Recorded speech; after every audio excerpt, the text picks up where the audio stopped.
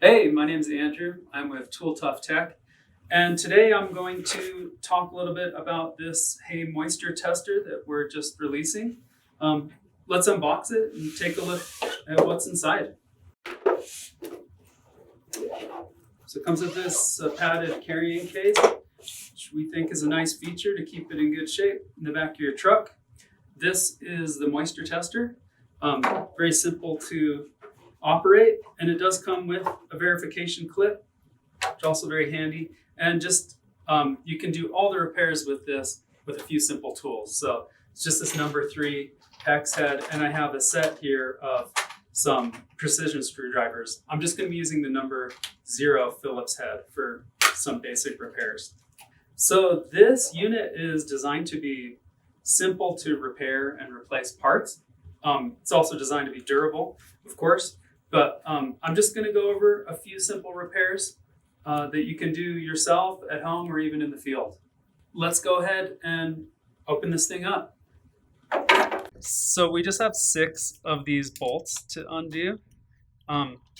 Pretty simple procedure. Get this housing opened up.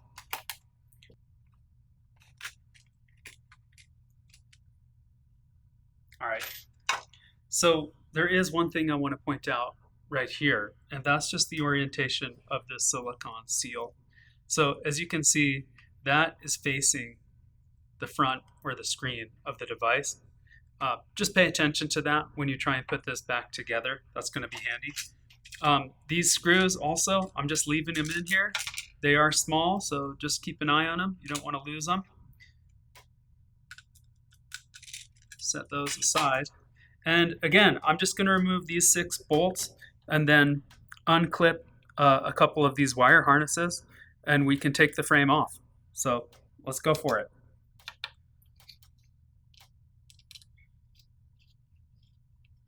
These screws here have a star washer as well that can get lost or misplaced. So it's a good idea to keep an eye on those as well.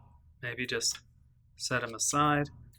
This one here also, I should point out, is the ground. The ground is running off of this yellow moisture sensor. That sensor is a 3-pronged sensor, but it's also yellow, so very easy to identify.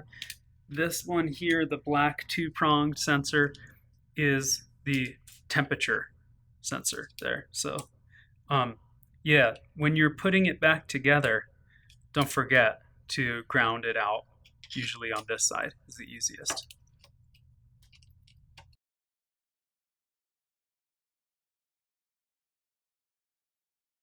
So that's it. I just got through taking the probe out, and now I'm just going to talk about replacing this circuit board. The circuit board is a robust unit, so typically it's going to age well, and it's not that easy to damage. But if you leave it overnight in cold, rainy weather, you may get damage to the circuit board. But we have designed it to be easy to replace. So to replace the circuit board, the first step is removing the batteries here so that we can see the screws underneath. Let me just make sure you can see in the light there. There's the screw.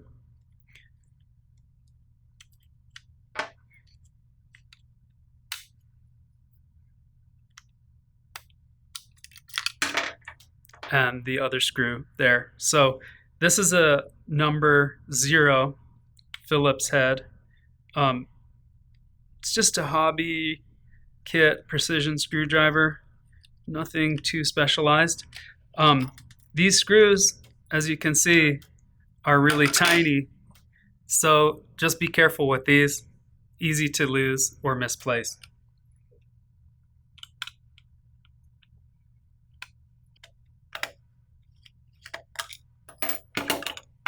Right. So there you have it, the circuit board. And the case, in case that becomes damaged, you can take apart these pieces and replace the case as well. So now let's talk about reinstalling these parts. I just removed this circuit board, which has the liquid crystal display on the front and the battery mounts as well. You can take these apart if you do need to replace your case as well. So if this gets run over by your tractor or your truck, then you may be taking these parts out to replace the case. So, but let's talk about putting things back together, which is also pretty simple. This is our new motherboard, and there's just 6 screw holes here. And you can see on the case there are these small bosses for those tiny screws. So the first step is just getting them basically lined up. And I would just start with putting maybe 1 screw in. And to be fair, these screws are very small, so they're a little hard to manage. You may want to put them into the hole there and get it started that way. But once you get them going, I think you're going to progress pretty quickly.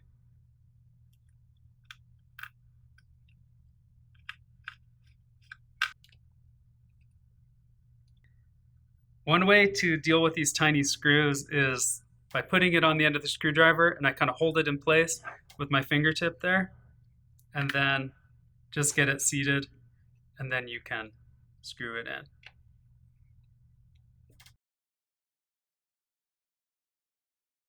There's that. Now, when you replace the board, the first thing to do is put your batteries back in. Okay, real quick. And then you just want to turn it on. You just press any button to turn it on. Just to check that you did successfully, everything is working with the board there, okay? You can turn it off by pressing these 2 buttons at the same time. And then let's talk about putting the probe back in. So we just replaced this motherboard on this unit. And now I'm gonna go through the procedure for replacing this probe. The seal is directional, so it should face downward towards the frame here.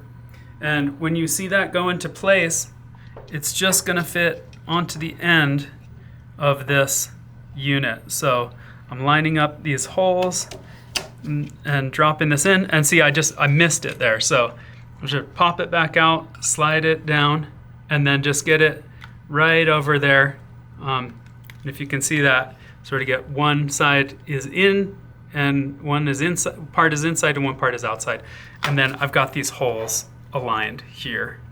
Okay, so what I like to do is just get these screws going, maybe 1 or 2 of them,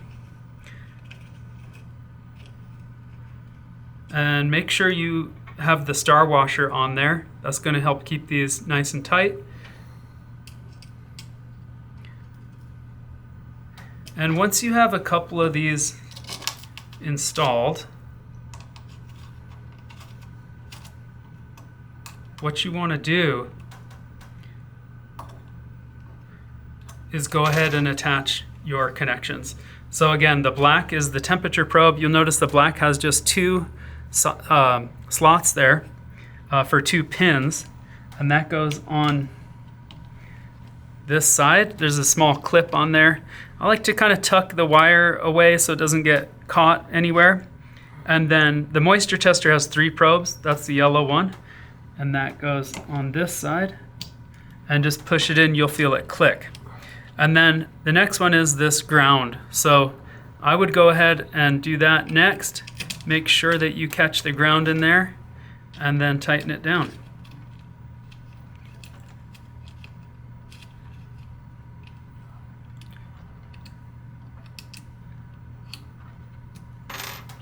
I just have 3 more screws to put in and we're done with this, so it's really pretty easy.